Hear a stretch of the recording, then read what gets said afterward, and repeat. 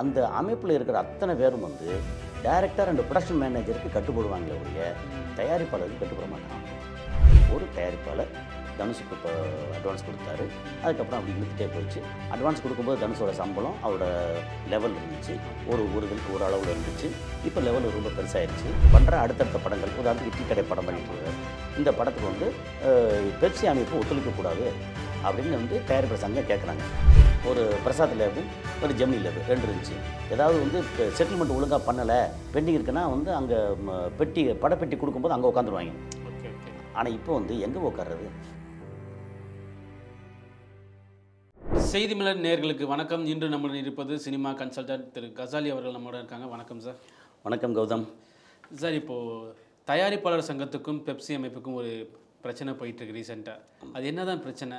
இது வந்து பொது ஜனங்களுக்கு தேவையில்லையோ, ஆனால் ஒரு இண்டஸ்ட்ரிக்கு தேவைப்படுற விஷயம். இது வந்து கொஞ்சம் டீட்டெயில்டாக சொல்லிட்டோம்னா கரெக்டாக வரும்னு நினைக்கிறேன். இப்போ வந்து ஒரு பக்கம் இந்த சினிமா எடுக்கிறதுக்கு என்ன ஒரு டீம் வரும்னா, ஒரு பக்கம் தயாரிப்பாளர்கள், இன்னொரு பக்கம் நடிகர்கள், இதுக்கப்புறம் தொழில்நுட்ப கலைஞர்கள், 3 பிரிப்போம். இப்போது தயாரிப்பாளர் சங்கத்துக்கு தனியாக வந்து சங்கம் என்ன, தமிழ் ஃபிலிம் ப்ரொடியூசர் கவுன்சில். அப்போ அதுலேருந்து ஒரு 100-150 பேர் பிரிஞ்சு போய் Tamil film active producer association, அது இல்லாமல் கில்டு, அதெல்லாம் இன்னொரு சின்ன சின்ன சங்கங்கள் அப்படின்னு சொல்லி இருக்குது. இது தயாரிப்பாளர்கள். தயாரிப்பாளர்கள் வந்து பணம் போட்டு பண்ணுற முதலாளிகள், அதனால் வந்து தொழிலாளர் சங்கத்தில் சேர மாட்டாங்க. ஓகே. நடிகர்களில் வந்து ஹீரோக்களாக நடிக்கிற மெயின் நடிகர் இருக்காங்கல்ல, அவங்க நடிகர் சங்கத்தில் இருப்பாங்க. ஓகே. ஆனால் துணை நடிகர்கள் இருக்காங்கல்ல, அவங்க வந்து துணை நடிகர்கள் வந்து ரெகுலராக இந்த மாதிரி தொழிலாளர் மாதிரி. ஸோ அவங்க வந்து இந்த பெப்சியில் அந்த சங்கத்தில் இருப்பாங்க. அவங்களுடைய ஏதாச்சும் தேவைகள்லாம் பூர்த்தி பண்ணுறதுக்கு. இப்போ இந்த மாதிரி வரும்போது நடிகர் சங்கம் தனி, தயாரிப்பாளர் சங்கம் தனி. அது இல்லாமல் ஒரு 23 சங்கங்கள் இருக்குது. அந்த 23 சங்கங்கள் சேர்ந்ததான் வந்து பெப்சி. அது வந்து பெப்சிங்கிறது வந்து ஒரு கூட்டமைப்பு, தென்னிந்திய எம்ப்ளாய்மெண்ட்டு ஃபில்ம் எம்ப்ளாய்மெண்ட் கூட்டமைப்பு. ஆக்சுவலாக பெப்சி அப்படின்னா ஒரு எக்ஸ்பான்ஷன். இந்த ஃபெடரேஷனில் வந்து என்ன சொல்லலாம், இயக்குனர் சங்கம் இருக்குது. ஓகே. அப்புறம் ப்ரொடக்ஷன் மேனேஜர் சங்கம் இருக்குது. மேக்கப் போடுறவங்க, ஸ்டண்ட்டு, கேமரா, எடிட்டர் சங்கம், நடன கலைஞர்கள், ஃபைட்டு, அது ஸ்டண்ட் சொல்லிட்டோமா, ஸ்டண்ட் இந்த மாதிரி இது. அதுக்கப்புறம் வந்து கார் ஓட்டுறவங்க, சாப்பாடு இது கொடுக்குறவங்க, கேமரா ரெண்டல் கொடுக்குறவங்க, கேமரா அந்த ஏற்கனவே கேமராமேன். இந்த சங்கத்தில் வந்து தெருக்கூத்து பண்ணுறவங்க, இந்த மாதிரி நாடக கலைஞர் அதெல்லாம் வருவாங்க. அது வந்து துணை நடிகர் இருக்காங்கல்ல, அதில் வந்து ஆக்சுவலாக அந்த தெருக்கூத்து கலைஞர்கள் எல்லாமே வந்து நடிகர் சங்கத்தில் இருக்காங்க. ஓகே. ஸோ நடிகர் சங்கம் தனி. ஆமாம். நடிகர்கள் வந்து தினக்கூலி மாதிரி இல்லை அப்படிங்கிறனால கிட்டத்தட்ட அப்படி பார்த்தா வந்து டைரக்ட் வந்து தினக்கூலியா அப்படி சொல்ல முடியாது. அவங்க வந்து டெக்னீஷியன்ஸ், தொழில்நுட்ப கலைஞர்கள். அப்போ அவங்களுக்கு சப்போர்ட் பண்ணுற மற்ற எல்லாம் சேர்ந்தீங்கன்னா உங்களுக்கு காஸ்டியூம் பண்ணுறவங்க, மேக்கப் போடுறவங்க, ஹேர் ட்ரெஸ்ஸர்ஸு, இப்படி தனித்தனியாக பிரித்து பண்ணால் ஒரு 23. இதில் வந்து கம்பெனிக்காக வண்டி ஓட்டுறவங்க ஷூட்டிங்க்கு அப்படின்னு சொல்லி 23 சங்கங்கள் இருக்குது. ஓகே. 24, 23. ஓகே. அதில் ஒன்று முன்னப்பின்னு இருக்குன்னு வச்சுக்கோங்களேன். சங்கங்களில் வந்து என்ன ஒரு விஷயம்னா, இது அமைப்பாக ரொம்ப ஸ்ட்ராங்காக இருக்குது. அது பெப்சி. தயாரிப்பாளர் சங்கம் வந்து அமைப்பாக ஸ்ட்ராங்காக இல்லை. என்ன ஒரு முக்கியமான காரணம் சொல்லிடலாம். இவங்க வந்து பெப்சியில் ஊழியர் இருக்காங்க இல்லையா, அவங்க வந்து நிரந்தரம், தயாரிப்பாளர்கள் வந்து டெம்பரவரி. இப்போது வெளியில் வந்து இப்படி வச்சுக்கோமே, நம்ம லெஜெண்டு சரவணா ஒன்று எடுத்துக்குவோம். லெஜெண்டு சரவணா அவர் ஓனர் வந்து பெர்மனண்ட்டு, அங்கே வேலை பார்க்குறவங்க டெம்பரவரி. ஆனால் இது அப்படியே ரிவர்ஸை போட்டு பாருங்கள். அங்கே வேலை பார்க்குற தொழிலாளர் ஒரு 1000 பேர் வச்சுக்கோங்களேன், அந்த 1000 பேர் பெர்மனண்ட்டு, ஓனர் வந்து அப்பப்போ மாறுவார். அப்படின்னா நாளைக்கு வந்து அவர் வந்து லெஜெண்ட் சரவணா வந்து இங்கே வந்து அவங்கள கட்டுப்படுத்த முடியாது. இப்போ அது அப்படியே நீங்கள் யோசிச்சு பாருங்கள். இங்கே வந்து ஒரு படம் பண்ண வர்றாங்க. இப்போ நான் வந்து ஒரு படம் பண்ண வர்றேன். நான் வந்து படம் பண்ணும்போது என் கையில் வந்து ஒரு 5 கோடி ரூபா இருக்குது. நான் படம் பண்ணவர், நான் தயாரிப்பாளர். இங்கே தயாரிப்பாளர் சங்கத்தில் பதிவு பண்ணுறேன். அங்கே வந்து டைரக்டரை வந்து பேசுகிறேன், ஃபிக்ஸ் பண்ணுறேன். அவரோட சேர்ந்து நமக்கு நிறைய விஷயங்கள் தெரியாது அப்படின்னா அவங்களோட சேர்ந்து ப்ரொடக்ஷன் மேனேஜர் வந்து இங்கே ஆர்டிஸ்ட்டு, இந்த டெக்னீஷியன்ஸ் எல்லாத்தையும் கொண்டு வந்து ஒருத்தராக கொண்டு வந்து எல்லாம் சேர்க்குறாங்க. சேர்த்தோன்னா ஒரு அமைப்பு இதெல்லாம் சேர்ந்துருது. சேர்ந்ததுக்கப்புறம் வந்து படம் பண்ண போகிறோம். இப்போ என்னென்னா, அந்த அமைப்பில் இருக்கிற அத்தனை பேரும் வந்து டைரக்டர் அண்ட் ப்ரொடக்ஷன் மேனேஜருக்கு கட்டுப்படுவாங்களே ஒழிய தயாரிப்பாளருக்கு கட்டுப்பட மாட்டாங்க. இதுதான் பிரச்சனை. இப்போ இந்த பிரச்சனை வரும்போது நமக்கு வந்து தயாரிப்பாளர்கள் வந்து என்ன செய்வாங்கன்னா, பொதுவாக நம்பர் ஆஃப் ஹீரோஸ் இருக்காங்கல்ல, அது வந்து ரொம்ப குறைவு. இப்போ உதாரணத்துக்கு நீங்கள் வந்து விஜய் அஜித் ரஜினிலேருந்து எடுத்துட்டிங்கன்னா ஒரு 20 பேர் தான் வந்து ரொம்ப வேலிடாக இருக்கிற நடிகர்கள். அவங்கள நம்பித்தான், அவங்கள வச்சு தான் வந்து மொத்த சினிமாவும் இப்போ இயங்குது. அது இல்லாமல் புதுசாக வர்றாங்க, ட்ரை பண்ணுறாங்க, அதுக்கப்புறம் ஃபெயிலியர் ஹீரோ வச்சு பண்ணுறாங்க, என்னென்னத்தோ ட்ரை பண்ண, அது ஒரு பக்கம் போகுது. அவங்களுக்கு வந்து அவங்கள வந்து நம்ம ஃபிக்ஸ் பண்ணோம்னா நமக்கு வட்டிக்கு பணம் கிடைக்காது, பிஸ்னஸ் நடக்காது, படம் ரிலீஸ் பண்ணுறதுக்கு தேட்டர் ஒழுங்காக கிடைக்காது, எல்லாமே வந்து கிடைக்காது அப்படின்னு இருக்கு. ஓகே. இப்போ பெரிய ஹீரோ படத்துக்கு வந்து யார் வந்து இப்போ தயாரிப்பாளர் சொன்னால் கேட்பாங்க, இங்கே தான் ஷூட்டிங் வைக்கணும், இங்கே தான் பண்ணக்கூடாது, ஹைதராபாத்தில் பண்ணக்கூடாது. தயாரிப்பாளருக்கு வந்து ஒரு ஹோல்டே கிடையாது. இப்போ ஒருத்தர் வந்து டைரக்டருக்கு வந்து பெரிய டேரக்டர்னு வச்சுங்களேன், ஒரு நல்ல டேரக்டருக்கு இல்லை பெரிய ஹீரோவை ஃபிக்ஸ் பண்ணி டேரக்டர் ஃபிக்ஸ் பண்ணி ஒரு தயாரிப்பாளர் வந்து ஹீரோக்கு ஒரு 10 கோடி, இவருக்கு ஒரு 5 கோடி கொடுத்துட்டாரு. இவங்க என்னைக்கு படம் ஆரம்பிக்க போகிறாங்கன்னு தயாரிப்பாளர் தெரியாது. Okay okay. அப்புறம் மற்ற டெக்னீஷியன் யார் பெரிய டெக்னீஷியன் இவர் டிசைட் பண்ண முடியாது. டேரக்டர் வந்து ஹீரோவும் சேர்த்து அவங்க பேசி ஃபிக்ஸ் பண்ணிக்குவாங்க. இந்த இவர் தான் கேமராமேன், இவர் தான் எடிட்டர், இவர் தான் டான்ஸ் மாஸ்டர், இவர் தான் ஃபைட் மாஸ்டர். சரி, okay sir, okay sir, okay sir. ஏன்னா இந்த தயாரிப்பாளர் வந்து அந்த ஹீரோ பேரை சொல்லி இவர் வந்து இவருக்கு அட்வான்ஸ் கொடுத்துட்டேன், இவர் வந்து ஃபிக்ஸ் பண்ணிட்டேன் அப்படின்னு ஒன்று இங்கே வந்து ஃபைனான்சியர்ஸ் வந்து இவருக்கு பணம் கொடுப்பாங்க. Okay okay. இந்த வாங்கின பணம் வந்து வாங்கினதுலேருந்து குறைஞ்சது வந்து ஒரு 8 மாதம் 10 மாதம் இல்லை 1 வருஷம் அதுக்குள்ளே படத்தை முடித்து ரிலீஸ் பண்ணிட்டாங்கன்னா இதுக்கான வட்டி இருக்குல்ல. உதாரணத்துக்கு வந்து ஒரு 40 கோடி ரூபா வாங்கியிருக்கிறாரு, ஒரு 2% கணக்கு வச்சுங்களேன்.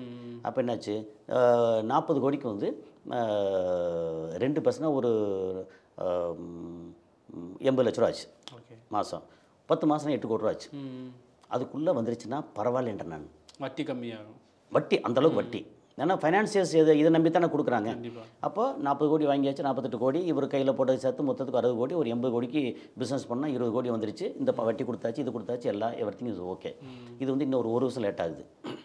என்ன ஆகும், 8ங்கிறது 16 ஆகும். அதுக்கப்புறம் இந்த ஷூட்டிங் நம்பர் ஆஃப் டேஸ் இருக்குல்ல, 100 நாள் எடுக்க போகிறேங்கிறது 200 நாள் எடுக்கிறாங்கன்னா அது வேறு ஒரு நாளைக்கு வந்து 10 லட்ச ரூபா 12 லட்ச ரூபா எக்ஸ்ட்ரா செலவாகுது.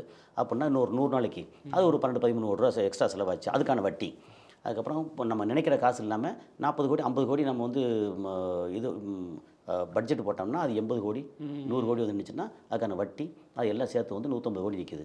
நீங்கள் மொத்தம் வந்து வியாபாரம் பார்த்தீங்க எவ்வளோ பார்க்க முடியும், இழுத்து பிடிச்சி கஷ்டப்பட்டு பண்ண 120 கோடி பண்ணலாம். 80 கோடி இப்போல்லாம் 120 கோடி பண்ணலாம். பண்ணிங்கன்னா நிகர நஷ்டமே 30 கோடி 40 கோடி ஆச்சே. ஸோ இந்த தயாரிப்பாளருக்கு எந்த ஹோல்டும் கிடையாது. Okay okay okay. ஏன்னா இப்போது ஒரு காலேஜ் பாய் மாதிரி ஒரு ஹீரோ வேணும். உதாரணத்துக்கு வந்து நம்ம அதர்வா பேசணும்னு வச்சுக்கோங்களேன், அதர்வா, ஒரு ஹரிஷ் கல்யாண், இந்த மாதிரி ஒரு சில ஹீரோக்கள். இது மாதிரி அதர்வா மாதிரி ஹரிஷ் கல்யாண் மாதிரி ஒரு 10-15 பேர் வந்து லைம்லைட்டில் இருக்காங்கன்னு வச்சுக்கோங்களேன். அப்போ நம்ம சாய்ஸ் வந்து இவரெலாம் இவர் வந்து 2 கோடி கேட்குறாரு, சரி இல்லை இவர் 1 கோடி கேட்குறாரு, இவர் 5 கோடி கேட்குறாரு, இவருக்கு பிஸ்னஸ் இவ்வளோ பண்ணலாம் அப்படின்னு தயாரிப்பாளர் வந்து சூஸ் பண்ணுற அளவுக்கு வந்து நம்பர் ஆஃப் ஹீரோஸ் இல்லைங்க. அந்த பிரச்சனையில் ஒரு தயாரிப்பாளர் தனுஷுக்கு இப்போ அட்வான்ஸ் கொடுத்தாரு. அதுக்கப்புறம் அப்படி இழுத்துட்டே போயிடுச்சு. அட்வான்ஸ் கொடுக்கும்போது தனுஷோட சம்பளம் அவரோட லெவல் இருந்துச்சு, ஒரு அளவில் இருந்துச்சு. இப்போ லெவல் ரொம்ப பெருசாகிடுச்சு.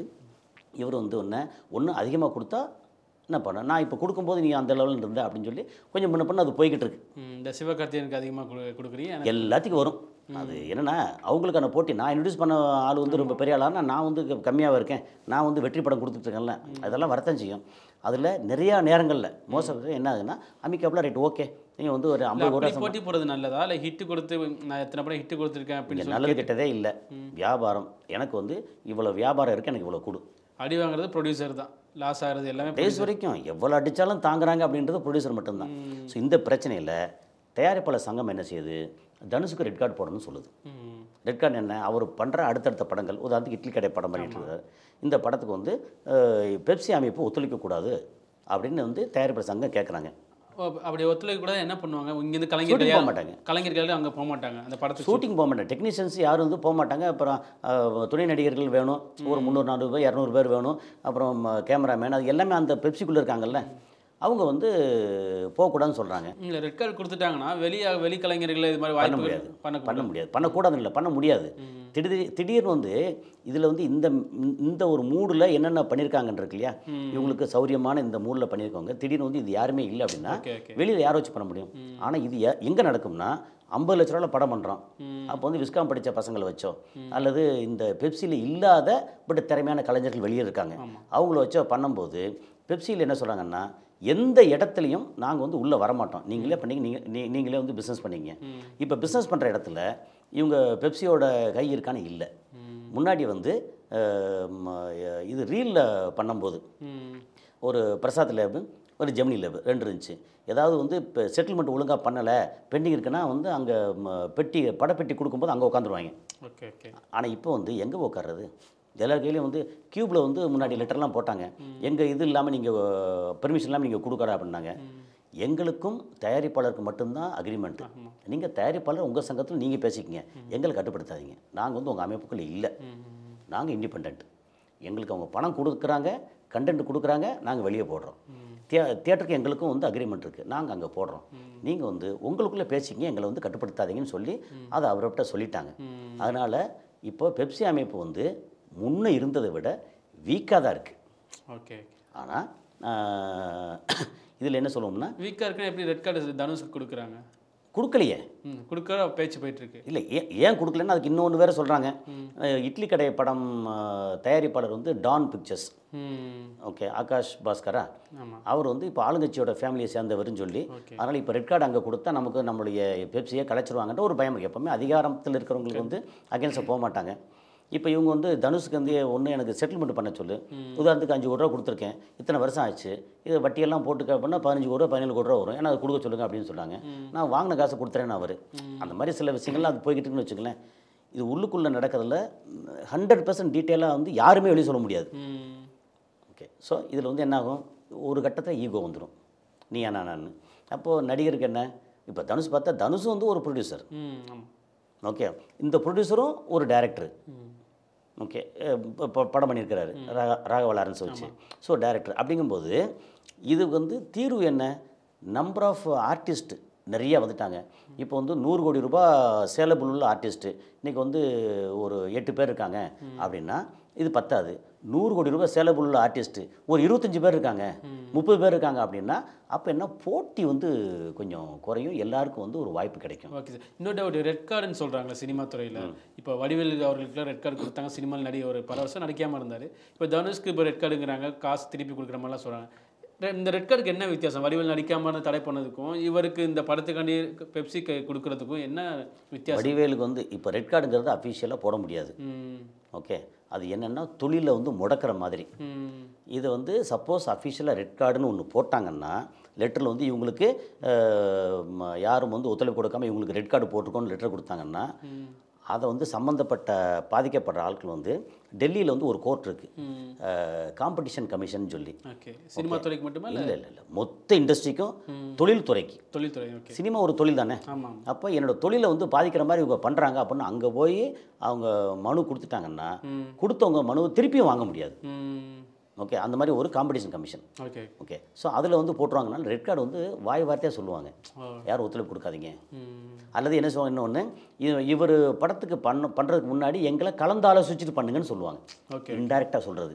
இப்போ தனுஷ் வந்து மிகப்பெரிய ஆர்டிஸ்ட், அவர் பெரிய இயக்குனர், ஒரு வெற்றி படம் கொடுத்துருக்காரு, ஒரு பெரிய தயாரிப்பாளர் வேறு. ஏன்னா அடுத்து வந்து ஒன்றரை வந்து அஜித் வச்சு படம் பண்ணுறதா, அவர் டைரக்ஷனில் இது பண்ணுறதா வந்து பேச்சு இருக்குது. அதனால் அந்த அந்த இடத்துல வந்து எப்படின்னா தனுஷை கட்டுப்படுத்த முடியுமான்னு தெரியாது. ஓகே, தனுஷை கட்டுப்படுத்துகிற அளவுக்கு வந்து நம்ம தயாரிப்பாளருக்கு திராணி இருக்குன்னா இல்லை. அப்போது கொடுக்குறதுக்கு முன்னாடி யோசிக்கணும், அதில் கொடுக்க முன்னாடி வந்து கரெக்டாக எழுதி வாங்கி எல்லாம் இது இவ்வளோ தான். ரெட் கார்டுக்கு என்ன, வடிவேலுக்கு அவர் கொடுத்தாங்களா, அது என்ன ரெட் கார்டு உங்களுக்கு? யாருக்குமே ரெட் கார்டு வந்து கொடுக்கலைங்க. அப்போ நடிக்காமல் இருந்தார், சில அவர் நடிக்காமல் வந்து பயந்துக்கிட்டு யார் வந்து வாய்ப்பு கொடுக்காமல் இருந்தாங்க, அவ்வளோதான். அப்படிலாம் ரெட் கார்டில் அமைப்பிலேருந்து பயந்துட்டு. ஆமாம், இப்போ வந்தால் நாளைக்கு எதாவது பிரச்சனை வந்துடும், யாரும் வந்து அவருக்கு வந்து வாய்ப்பு கொடுக்கல. விஷால் மேலே போகிறேன்னாங்க, அதர்வா மேலே போகிறேன்னாங்க, சிம்பு மேலே போகிறேன்னாங்க, விஜய் சேதுபதி மேலே போகிறேன்னாங்க. இதெல்லாம் வந்து காசை வாங்கிட்டு இழுத்தடிக்கிறது. இப்போ இழுத்தடிக்காதீங்க அப்படின்னு சொல்லியாச்சுன்னா இவங்க வந்து தயாரிப்பில் ஸ்ட்ராங்காக இருந்தாங்கன்னா இதெல்லாம் நடக்கும். ஸ்ட்ராங்காக இல்லை என்னென்னா அதெல்லாம் அந்த நடிகர்களுக்கு ஒரு பயம் இல்லாமல் போயிடுச்சு. கண்டிப்பாக எப்படிங்க இருக்கும், என்னை கட்டுப்படுத்த யார் இருக்கா அப்படின்னு எப்படி பயம் இருக்கும், நான் வைக்கிறதா சட்டம் அப்படின்ற இடத்துல. அதனால் இது வந்து தொழில் நல்லா இருக்கணும்னா எல்லாரும் கட்டுப்பாடாக இருக்கணும். ரொம்ப ரொம்ப நன்றி சார். மிக்க நன்றி.